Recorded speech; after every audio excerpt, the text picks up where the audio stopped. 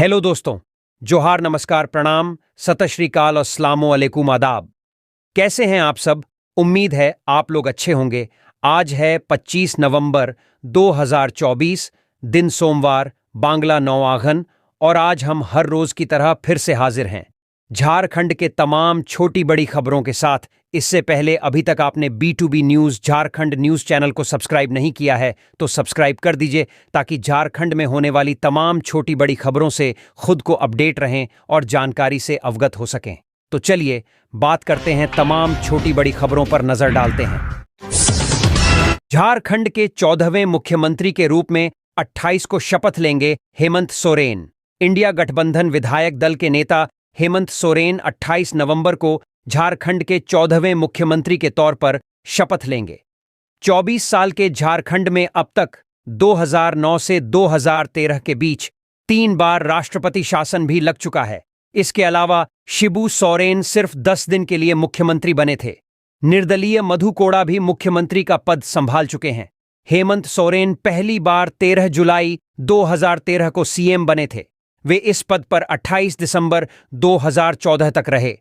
वह दूसरी बार 29 दिसंबर 2019 को मुख्यमंत्री बने और इस पद पर 2 फरवरी 2024 तक रहे। हेमंत सोरेन की गिरफ्तारी के बाद चंपाई सोरेन मुख्यमंत्री बने। वह 2 फरवरी से 4 जुलाई 2024 तक सीएम पद पर रहे। चंपाई सोरेन का कार्यकाल 153 दिनों का रहा। फिर तीसरी बार हेमंत सोरेन 4 जुलाई को मुख्यमंत्री बने। वे इस पद पर 28 नवंबर तक कार्यवाहक सीएम के पद पर बने रहेंगे। 28 नवंबर को वे 14वें मुख्यमंत्री के तौर पर शपथ लेंगे। कौन कितने समय तक रहा मुख्यमंत्री, चलिए जानते हैं। बाबूलाल मरांडी 15 नवंबर 2000 से 18 मार्च 2003 तक। अर्जुन मुंडा 18 मार्च 2003 से 2 मार्च 2005। शिबू सोरेन 2 मार्च 2005 से 12 मार्च 2005। अर्जुन मुंडा 12 मार्च 2005 से 18 सितंबर 2006। मधु कोड़ा 18 सितंबर 2006 से 28 अगस्त 2008। शिबू सोरेन 28 अगस्त 2008 से 18 जनवरी 2009। शिबू सोरेन 30 दिसंबर 2009 से 31 मई 2010। अर्जुन मुंडा 11 सितंबर 2010 से 18 जनवरी 2013। हेमंत सोरेन 13 जुलाई 2013 से 23 दिसंबर 2014। रघुवर दास 29 दिसंबर 2014 से 28 दिसंबर 2019। हेमंत सोरेन 29 दिसंबर 2019 से 31 जनवरी 2024। चंपाई सोरेन 2 फरवरी 2024 से 3 जुलाई 2024। हेमंत सोरेन 4 जुलाई 2004 से अब तक। IPL 2025 नीलामी। श्रेयस अय्यर 26 करोड़ 85 लाख, ऋषभ पंत 27 करोड़ में बिके, इतिहास रचा। अपनी कप्तानी में कोलकाता नाइट राइडर्स को IPL 2024 में चैंपियन बनाने वाले श्रेयस अय्यर को पंजाब किंग्स ने IPL 2025 की मेगा नीलामी में रविवार को 26 करोड़ 85 लाख रुपए की रिकॉर्ड कीमत पर खरीद लिया। उन्होंने मिचेल स्टार्क का 24 करोड़ 85 लाख का रिकॉर्ड तोड़ दिया। बता दें कि अय्यर का बेस प्राइस 2 करोड़ रुपए था। अय्यर पहले IPL इतिहास के सबसे महंगे खिलाड़ी बन गए थे, लेकिन उसके बाद ऋषभ पंत को लखनऊ सुपर जायंट्स ने रिकॉर्ड 27 करोड़ में खरीद लिया। ऐसे में पंत IPL इतिहास के सबसे महंगे बिकने वाले प्लेयर बन गए। अय्यर पर पहला दांव कोलकाता नाइट राइडर्स ने खेला, जिसके बाद पंजाब और कोलकाता में जंग शुरू हो गई। 7 करोड़ के बाद दिल्ली कैपिटल्स भी रेस में आ गई। अय्यर पहले दिल्ली कैपिटल्स का ही हिस्सा थे। दिल्ली और कोलकाता दोनों को कप्तान की दरकार है। अय्यर पर दांव 12 करोड़ से आगे चला गया और कोलकाता रेस से बाहर हो गई। इसके बाद दिल्ली और पंजाब में भिड़ंत शुरू हो गई। दिल्ली ने अय्यर पर 13 करोड़ की बोली लगा दी। पंजाब और दिल्ली के बीच अय्यर को लेकर रेस 15 करोड़ के दांव तक पहुंच गई। दांव आगे बढ़कर 17 करोड़ के ऊपर पहुंच गया है। फिर दिल्ली ने 19 करोड़ की बोली लगा दी। फिर बोली 21 करोड़ तक पहुंच गई। रेस यहां भी नहीं रुकी। दिल्ली 23 करोड़ होते हुए 24 करोड़ पर पहुंच गई। फिर पंजाब ने 24 करोड़ 25 लाख का दांव खेल दिया। यानी अब अय्यर IPL इतिहास के सबसे महंगे खिलाड़ी हो गए। फिर दिल्ली कैपिटल्स ने 25 करोड़ फिर 26 करोड़ का दांव खेला। बाद में दिल्ली ने अय्यर पर 26.5 करोड़ का दांव लगाया, पर पंजाब ने 26 करोड़ 85 लाख की रिकॉर्ड कीमत लगाकर अय्यर को खरीद लिया और बाजी मार ली। झारखंड में नहीं चल पाए यूपी के राजनीतिक दल, हो गया सूपड़ा साफ। झारखंड विधानसभा चुनाव में उत्तर प्रदेश के राजनीतिक दलों का जलवा नहीं चल पाया। वे झारखंड में अपनी जमीन तलाशते रह गए।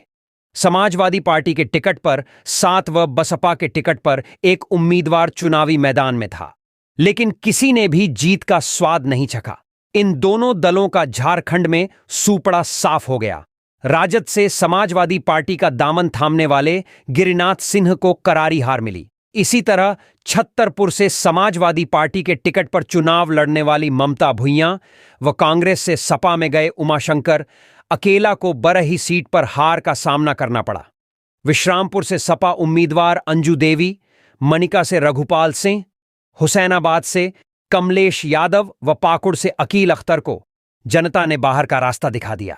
वहीं आजसू से बसपा का दामन थामने वाले कुशवाहा शिवपूजन मेहता को भी हुसैनाबाद सीट से करारी हार का सामना करना पड़ा। नीट पेपर लीक मामला, धनबाद बोकारो के 3 लोग समेत 5 के खिलाफ सीबीआई की चार्जशीट। सीबीआई ने नीट 2024 प्रश्न पत्र चोरी मामले में 5 आरोपियों के खिलाफ 5वां आरोप पत्र दाखिल किया है। इस मामले में अब तक 45 आरोपियों के खिलाफ आरोप पत्र दाखिल किया जा चुका है।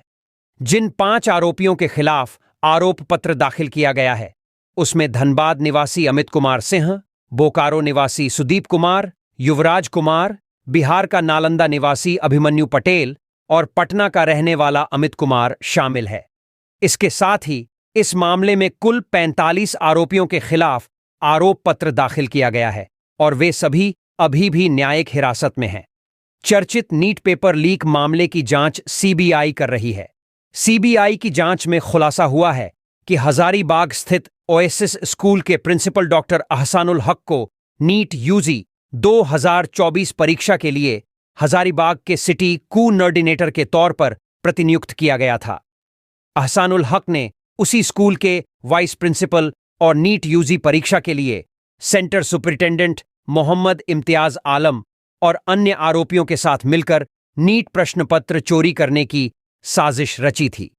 सीबीआई ने बताया कि अब तक इस नीट पेपर लीक मामले में कुल 48 लोगों को गिरफ्तार किया जा चुका है। सीबीआई ने इस पेपर लीक के लाभार्थी उम्मीदवारों की भी पहचान कर ली है और आवश्यक कार्रवाई के लिए नेशनल टेस्टिंग एजेंसी के साथ उनका विवरण साझा किया है। शेष गिरफ्तार आरोपियों के संबंध में जांच और अन्य पहलुओं के संबंध में आगे की जांच जारी है। धनबाद कार्यकर्ताओं संघ मिलकर लाल झंडा व हेमंत सरकार के खिलाफ करेंगे संघर्ष, ढुल्लू महातो। धनबाद के सांसद ढुल्लू महातो रविवार को निरसा पहुंचे। उन्होंने निरसा विधानसभा सीट से भाजपा प्रत्याशी की हार से निराश कार्यकर्ताओं से मुलाकात की और उनका हौसला बढ़ाया। कहा कि चुनाव परिणाम से निराश होने की आवश्यक नहीं है। यह समय अपनी कमियों की पहचान कर दूर करने और जनादेश का सम्मान करते हुए जनता की आवाज बनने कहा है। हम कार्यकर्ताओं के साथ मिलकर लाल झंडा व हेमंत सोरेन सरकार के खिलाफ संघर्ष करेंगे। सांसद ढुल्लू महातो दुर्गापुर जाने के क्रम में दोपहर में निरसा सिनेमा हॉल मोड़ पर थोड़ी देर के लिए रुके थे, जहां पार्टी कार्यकर्ताओं ने उनका जोरदार स्वागत किया। सांसद ने कार्यकर्ताओं से विधानसभा चुनाव में हुई पार्टी की हार पर चर्चा की और आगे की रणनीति के बारे में उन्हें बताया। मौके पर मधुरेंद्र गोस्वामी, वापी चक्रवर्ती, धीरज मिश्रा, दीपा दास, तुलसी विश्वकर्मा, रेखा देवी, गोपाल अग्रवाल, सजल दास, विवेक मोदक, अरविंद यादव, दीनू ठाकुर, दुखबाग, नुनू राय, बबलू मंडल, गुड्डू चौहान, बिट्टू सिंह सहित बड़ी संख्या में कार्यकर्ता उपस्थित थे। बोकारो झारखंड विधानसभा चुनाव में राजनीतिक ताकत के रूप में उभरा जेएलकेएम।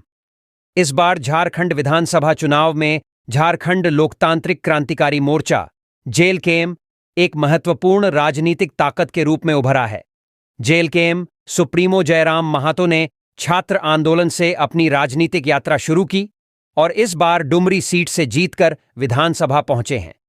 जयराम महातो अपनी चुनावी रैलियों में भीड़ को आकर्षित करने में सफल रहे और विधानसभा चुनाव में अपने पहले प्रयास में डुमरी निर्वाचन क्षेत्र से जीत हासिल की। उन्होंने दिग्गज राजनेता जगन्नाथ महातो की विधवा और जेएमएम उम्मीदवार बेबी देवी को हराया। जेएलकेएम ने बेरमो, चंदन कियारी, गोमिया, बोकारो, सिल्ली, रामगढ़, मांडू और गोमिया सहित कई निर्वाचन क्षेत्रों में अच्छा प्रदर्शन किया है और स्थापित राजनीतिक दलों को कड़ी टक्कर दी है। जेएलकेएम सुप्रीमो जयराम ने 2021 में झारखंड राज्य छात्र संघ जेएसएसयू के रूप में जिला स्तर की नियुक्तियों में माघी, अंगिका और भोजपुरी जैसी स्थानीय भाषाओं को मान्यता देने के खिलाफ बोकारो और धनबाद जिले में विरोध प्रदर्शन किया था। तीसरे और चौथे दर्जे की सरकारी नौकरियों में 40% सामान्य श्रेणी कोटे का विरोध करते हुए उन्होंने 60-40 नई चालतों का नारा बुलंद किया था। बाद में जेएसएसयू झारखंडी भाषा खातिन बचाओ संघर्ष समिति जेबीकेबीएसएस में बदल गई, जिसका ध्यान स्थानीय भाषाओं की रक्षा और स्थानीय जनसंख्या सर्वेक्षणों के आधार पर रोजगार आरक्षण की वकालत पर था। बाद में जेबीकेबीएसएस ने जून 2023 में अपनी राजनीतिक इकाई जेएलकेएम का गठन कर चुनाव लड़ने का फैसला किया। शुरुआत में पिछले लोकसभा चुनाव में जेएलकेएम ने राज्य की 8 लोकसभा सीटों पर निर्दलीय के रूप में चुनाव लड़ा था। पार्टी के उम्मीदवारों ने हजारीबाग व गिरिडीह सीट पर 1 लाख से अधिक वोट हासिल कर अपनी ताकत का एहसास कराया था। जेएलकेएम ने इस विधानसभा चुनाव में राज्य की 71 सीटों पर उम्मीदवार उतारे। डुमरी को छोड़कर बाकी किसी सीट पर इसके उम्मीदवारों ने जीत तो दर्ज नहीं की, लेकिन चुनाव को प्रभावित करते हुए भाजपा व आजसू समेत अन्य प्रमुख राजनीतिक दलों की हार का प्रमुख कारण बने। विधानसभा चुनाव में जेएलकेएम तीसरे फ्रंट के रूप में उभारा है। साहिबगंज, बकरी चरा रही महिला से दुष्कर्म, मामला दर्ज। 3 पहाड़ थाना क्षेत्र में बरहेट थाना क्षेत्र की एक महिला से दुष्कर्म का मामला सामने आया है। जानकारी के अनुसार महिला अपने गांव में बकरी चरा रही थी, जिसे 2 युवक बाइक में जबरदस्ती बिठाकर 3 पहाड़ थाना क्षेत्र के बड़ा दुर्गापुर पंचायत के डांगाटोक पहाड़ पर ले गए। वहां पर पास में महिला की बहन का घर था। वह किसी तरह उनके चंगुल से निकलकर बहन के घर गई, लेकिन घर में कोई नहीं था। वहीं पर एक युवक ने महिला के साथ दुष्कर्म की घटना को अंजाम देकर फरार हो गए। घटना के बाद पीड़िता ने 3 पहाड़ थाना को आवेदन दिया और न्याय की गुहार लगाई। थाना प्रभारी मोहम्मद शाहरुख ने बताया कि केस दर्ज कर छानबीन की जा रही है। महिला को चिकित्सीय जांच के लिए सदर अस्पताल साहिबगंज भेजा गया है। बोकारो, शहीद अग्निवीर अर्जुन महतो का शव गांव पहुंचा। दामोदर घाट पर अंतिम संस्कार। बोकारो जिले के चंदन कियारी प्रखंड के फतेहपुर गांव निवासी लंकेश्वर महातो के पुत्र अग्निवीर अर्जुन कुमार महातो की बीते दिन ड्यूटी के दौरान हुए हमले में मौत हो गई थी। वह असम बॉर्डर पर तैनात थे। उनका पार्थिव शरीर रविवार को घर पहुंचा। शव पहुंचते ही गांव में मातम छा गया। शहीद अर्जुन महातो का पार्थिव शरीर अमलाबाद ओपी लाया गया, जहां उनकी एक झलक पाने के लिए हजारों लोगों की भीड़ उमड़ पड़ी। ओपी से गाजे बाजे के साथ जुलूस की शक्ल में पार्थिव शरीर गांव लाया गया। शहीद अर्जुन कुमार महातो अमर रहें, भारत माता की जय जैसे नारों से वातावरण गूंजित रहा। असम से पार्थिव शरीर लेकर कमांडर आए थे। बेटे का शव देख माता पिता फूट फूट का रो पड़। इसके बाद दामोदर नदी घाट पर सलामी के बाद शहीद का अंतिम संस्कार कर दिया गया। पिता लंकेश्वर महातो ने मुखाग्नि दी। ज्ञात हो कि अर्जुन कुमार महातो वर्ष 2023 में सिलीगुड़ी में बतौर अग्निवीर बहाल हुए थे। वह असम बॉर्डर पर तैनात थे। 22 नवंबर को चीनी आतंकवादियों के हमले में उनकी मौत हो गई थी। जेएलकेएम सुप्रीमो जयराम महातो, अर्जुन रजवार, जामुमो जिला उपाध्यक्ष विजय रजवार, जिला 20 सूत्री उपाध्याय देवाशीष मंडल, रामपद दास समेत अन्य लोगों ने शहीद के घर पहुंचकर श्रद्धांजलि दी। अग्निवीर अर्जुन महातो को मुख्यमंत्री हेमंत सोरेन और नेताओं ने दी श्रद्धांजलि। चंदन कियारी के सिलफोर पंचायत के निवासी अग्निवीर अर्जुन महातो के शहीद होने की खबर ने पूरे झारखंड को शोक में डाल दिया है।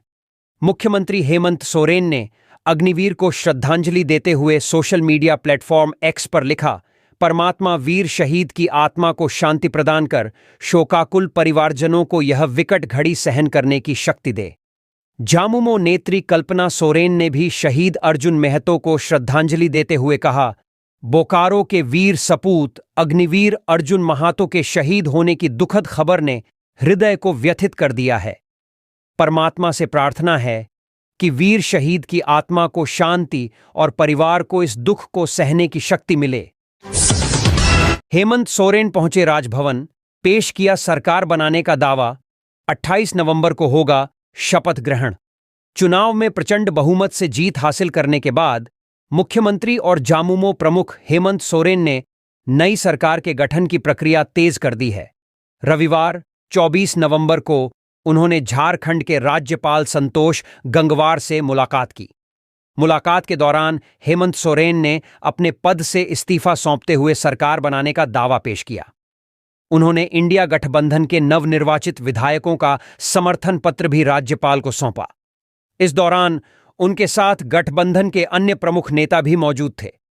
हेमंत सोरेन ने कहा कि जनता ने उन्हें दोबारा सेवा का मौका दिया है और उनकी सरकार झारखंड को विकास के पथ पर आगे ले जाने के लिए प्रतिबद्ध है।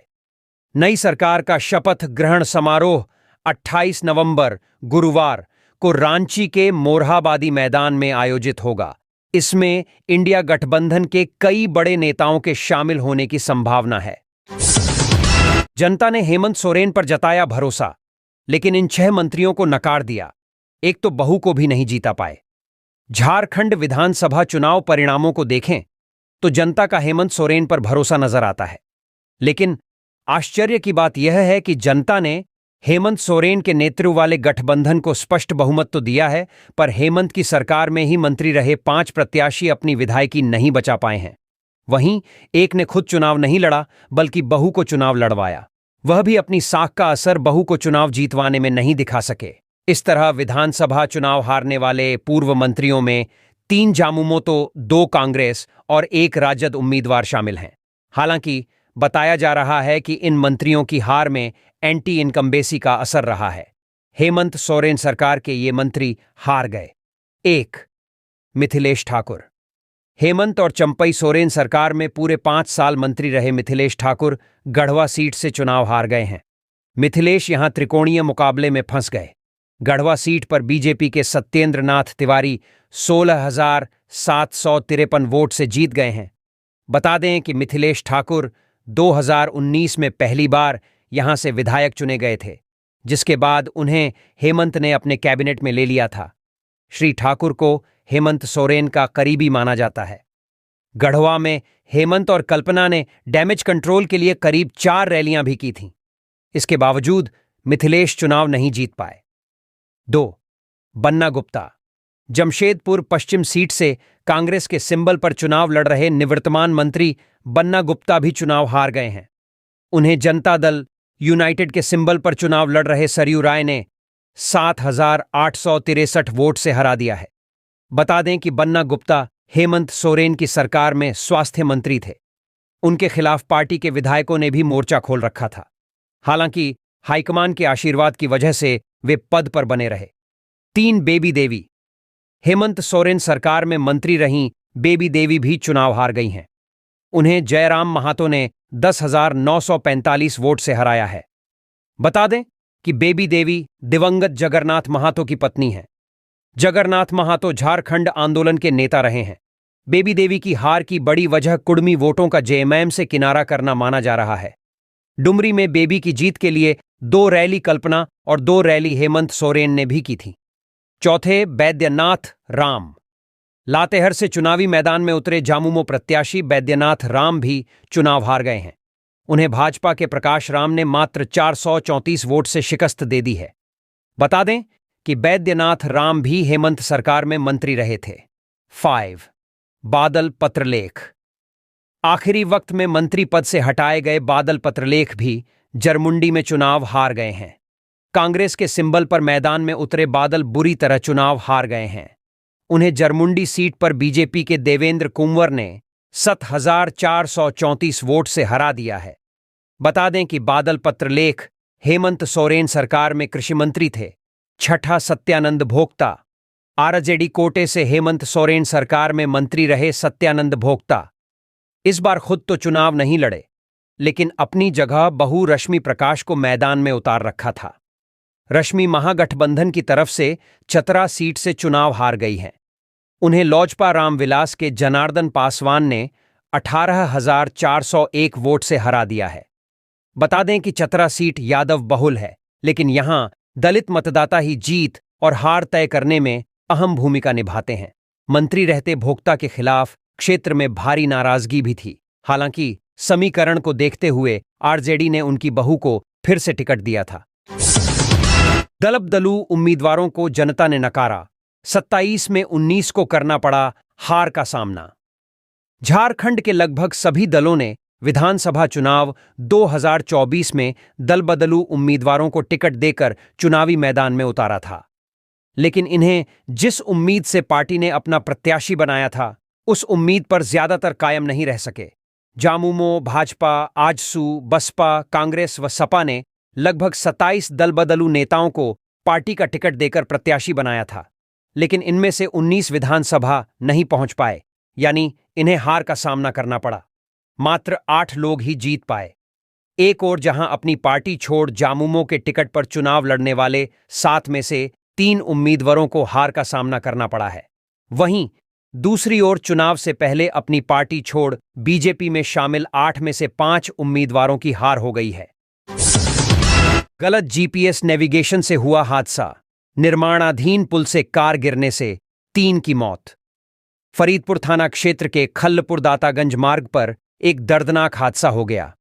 गलत जीपीएस नेविगेशन के चलते एक तेज रफ्तार कार निर्माणाधीन पुल से नीचे गिर गई, जिससे 3 लोगों की मौके पर ही मौत हो गई। घटना रविवार रात की बताई जा रही है, जब कार सवार 3 लोग जीपीएस की मदद से रास्ता तलाश रहे थे। निर्माणाधीन पुल का मार्ग अवरुद्ध होने के बावजूद कार तेज गति से आगे बढ़ी और पुल से नीचे गिर गई। पुलिस ने कार और शवों को किया बरामद। सूचना मिलने पर पुलिस टीम मौके पर पहुंची। कार को पानी से बाहर निकाला गया और तीनों शवों को पोस्टमार्टम के लिए भेजा गया। मृतकों की पहचान की जा रही है। घटना के बाद स्थानीय लोगों ने निर्माणाधीन पुल पर चेतावनी संकेतक और बैरिकेडिंग की कमी पर नाराजगी जताई। मोबाइल चोरी के विवाद में हत्या, पुलिस ने 2 आरोपियों को किया गिरफ्तार। सरायकेला जिले के आरआईटी थाना क्षेत्र अंतर्गत बंतानगर डोबो डूंगरी में बीते शुक्रवार की रात हुए एक हत्या के मामले में पुलिस ने त्वरित कार्रवाई करते हुए 2 आरोपियों को गिरफ्तार कर लिया है। मृतक की पहचान शंभू लोहार के रूप में हुई है, जिसे पत्थर से कूचकर मौत के घाट उतार दिया गया था। मामले की जानकारी देते हुए सरायकेला एसडीपीओ समीर सवैया ने बताया कि 23 नवंबर को पुलिस को सूचना मिली थी कि बंतानगर डोबो डूंगरी में एक व्यक्ति का शव उसके घर के आंगन में पड़ा है। मृतक शंभू लोहार, जो पहले चोरी के मामले में जेल जा चुका था, ने आरोपी धर्मेंद्र बास्के का मोबाइल फोन चुरा लिया था। इसी गुस्से में धर्मेंद्र ने अपने साथी राहुल कालिंदी के साथ मिलकर शंभू की हत्या कर दी। आरआईटी थाना प्रभारी विनय कुमार ने फौरन एक टीम का गठन कर छानबीन शुरू की। पुलिस ने जांच के दौरान हत्या में प्रयुक्त पत्थर, खून से सना शर्ट, टोपी, जैकेट, एक बाइक और मोबाइल फोन बरामद किया। पुलिस ने बताया कि दोनों आरोपी धर्मेंद्र बास्के और राहुल कालिंदी भी पहले चोरी के मामलों में सजा काट चुके हैं। पुलिस द्वारा गठित छापेमारी दल में थाना प्रभारी विनय कुमार के साथ शशि भूषण सिंह मुंडा, संजीत कुमार, राजकुमार साहा, चंदन कुमार, आरक्षी उमाशंकर सिंह और सशस्त्र बल शामिल थे। उनकी त्वरित कार्रवाई के कारण आरोपियों को गिरफ्तार कर न्यायिक हिरासत में भेज दिया गया। रांची बीआईटी मेसरा में छात्र की मौत के मामले में 5 गिरफ्तार। मेसरा ओपी स्थित शिक्षण संस्थान बीआईटी मेसरा में छात्रों के 2 गुटों के बीच हुई खूनी झड़प में एक छात्र की मौत हो गई थी। मृतक छात्र की पहचान राजा पासवान के रूप में हुई थी। इस मामले में रांची पुलिस ने कार्रवाई करते हुए 5 लोगों को गिरफ्तार किया है। जिन लोगों को गिरफ्तार किया गया है उनमें अभिषेक कुमार, मौसम कुमार सिंह, निपुण, साहिल और इरफान अंसारी शामिल है। जान लें कि 14 नवंबर को बीआईटी मेसरा में छात्रों के 2 गुटों के बीच हुई झड़प में पॉलिटेक्निक डिपार्टमेंट के एक स्टूडेंट राजा पासवान की मौत हो गई थी। बीआईटी कैंपस से कुछ ही दूरी पर बीआईटी थाना भी है, लेकिन मारपीट के बाद भी पुलिस को कोई सूचना नहीं दी गई, जबकि मारपीट की वारदात 14 नवंबर की रात में ही हुई थी। छात्र की मौत के बाद मामले की जानकारी पुलिस को दी गई।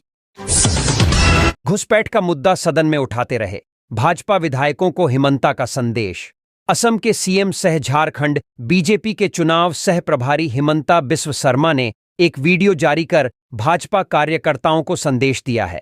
सोशल मीडिया पोस्ट में अपनी बातों को रखते हुए कहा है कि उनकी सुरक्षा हमारी प्राथमिकता है और असम से उनका यह मित्र हमेशा उनके साथ खड़ा रहेगा। उन्होंने आगे कहा है कि मैंने झारखंड में 4 महीने बिताए। हिमंता ने कहा, हम लोगों ने एक साथ चुनाव जीतने का भरपूर प्रयास किया, पर हमारा मकसद कामयाब नहीं हो पाया। जब कोई काम में सफल नहीं हो पाते हैं तो वही अफसलता आगे जाकर सफलता की बुनियाद बन जाती है। उन्होंने नवनिर्वाचित भाजपा विधायकों से निवेदन किया है कि वे सदन में घुसपैठ का मुद्दा उठाते रहें। आप लोगों का प्यार मोहब्बत हमेशा याद रहेगा। जब भी असम आए तो याद कीजिएगा कि आपका दोस्त असम में भी है। যথেষ্ট জড়িত হৈ আছিলো। झारखंड में बीते 4 महीना मैंने बिताया। भारतीय जनता पार्टी का एक कार्यकर्ता का रूप में पार्टी को मदद करने, पार्टी को साहस देने और पार्टी का कार्यकर्ता का साथ एक साथ चुनाव लड़ने के लिए हम लोगों ने भरपूर प्रयास किया। जो भी कारण हो, हम हमारा मकसद में कामयाब होने नहीं पाया, लेकिन इसका मतलब ये नहीं है कि हमें हमारा चेष्टा को छोड़ देना चाहिए। जब भी कोई काम में हम असफल होता हूं, वही आगे वाला दिन का सफलता का बुनियाद बन जाते हैं। मैं झारखंड का कार्यकर्ता को करीब से मेरा देखने का सौभाग्य हुआ। झारखंड का जनताओं से खूब मिले। मैं आज भी समझता हूं कि घुसपैठियों का जो समस्या है वो आने वाला दिन में झारखंड को बहुत ज्यादा क्षति पहुंचाने वाला है। मैं झारखंड का सरकार को निवेदन करूंगा, आपका सरकार है, लेकिन घुसपैठियों को झारखंड से निकालना या कम से कम उनको शिनाख्त करना हमारे संविधान प्रदत्त जिम्मेदारी होते हैं। मेरा विश्वास है झारखंड का सरकार ये जिम्मेदारी का निर्वहन करेगा। भारतीय जनता पार्टी विधानसभा में विरोधी का भूमिका पालन करते हुए हम हमेशा ये इश्यू को विधानसभा में उठाते रहे। ये मैं सुने हुए विधायकों को मेरा ओर से निवेदन करूंगा। झारखंड में खूब सारे समय बिताए, कुछ मिशन में गए थे, सफल नहीं हुए, लेकिन आप लोगों का प्यार और मोहब्बत हमेशा मेरा याद रहेगा। और असम में आप लोग जब भी आते हो, अब हमेशा आप लोग याद कीजिए कि आपका कोई दोस्त असम में है। मैं पुनः एक बार आप लोगों को मेरा बहुत बहुत धन्यवाद ज्ञापन करता हूं। झारखंड विस चुनाव, दल बदलने से किसी नेता की खुली किस्मत, कुछ रह गए खाली हाथ। झारखंड की राजनीति में दल बदल की परंपरा पुरानी रही है। चुनाव के ऐन वक्त पर दल बदलने वालों में कुछ की किस्मत भी चमक जाती है तो कुछ के हाथ खाली रह जाते हैं। आजसू के कद्दावर नेता उमाकांत रजक ने टिकट कटने के बाद जामुमो के सिंबल पर चुनाव लड़ा और नेता प्रतिपक्ष अमर बाउरी को पटखनी दी। सिल्ली से अमित महातो ने ऐन वक्त पर जामुमो का दामन थामकर आजसू सुप्रीमो सुदेश महातो को करारी शिकस्त दी। इसी तरह छत्तरपुर से राधाकृष्ण किशोर ने राजद छोड़कर कांग्रेस का दामन थामा। वे कांग्रेस के टिकट पर विजयी रहे। आजसू के रोशन लाल चौधरी ने उम्मीदवारों की घोषणा से चंद घंटे पहले भाजपा का दामन थामा। वे बड़कागांव सीट से विजयी रहे। भाजपा की लुइस मरांडी ने भी जामुमो का दामन थाम चुनाव में जीत हासिल की। जामुमो से भाजपा में आए चंपाई सोरेन ने भी जीत हासिल की। 10 से अधिक दल बदलुओं को जनता ने बाहर का रास्ता दिखा दिया। भाजपा से झामुमो से गए केदार हाजरा को शिकस्त खानी पड़ी। झामुमो से भाजपा में गए बाबूलाल सोरेन, भाजपा से झामुमो में गए गणेश महली भी साइडलाइन हो गए। इसी तरह आजसू से बसपा के सिंबल पर चुनाव लड़ने वाले शिवपूजन मेहता, कांग्रेस से भाजपा में गई गीता कोड़ा, झामुमो से भाजपा में गई सीता सोरेन को भी हार का सामना करना पड़ा। चुनाव के ठीक पहले भाजपा का दामन थामने वाले लोबिन हेम्ब्रम को भी जनता से बाहर का रास्ता दिखा दिया। भाजपा से कांग्रेस में गए लाल सूरज, कांग्रेस से भाजपा में शामिल हुए सन्नी टोप्पो और एनसीपी से भाजपा में शामिल हुए कमलेश सिंह को भी हार का सामना करना पड़ा। सुदेश के लिए मांडू सीट छोड़ेंगे निर्मल महातो। झारखंड की राजनीति में फिर एक दिलचस्प मोड़ आ गया है।